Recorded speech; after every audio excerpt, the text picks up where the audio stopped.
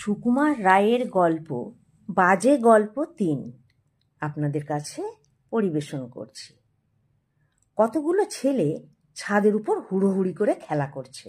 এমন সময় একটা মারামারির শব্দ শোনা গেল। তারপরেই হঠাৎ গোলমাল থেমে গিয়ে সবাই মিলে হারু পড়ে গেছে বলে কাঁদতে কাঁদতে নিচে চলল।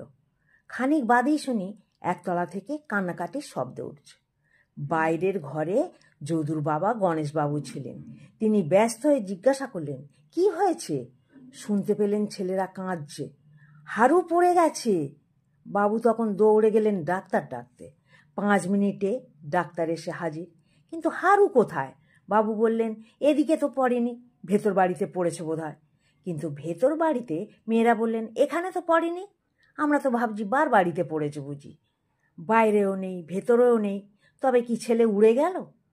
তখন ছেলেদের জিজ্ঞাসা করা হলো, কোথায় রে, কোথায় হারু? তারা বললে ছাদের উপর।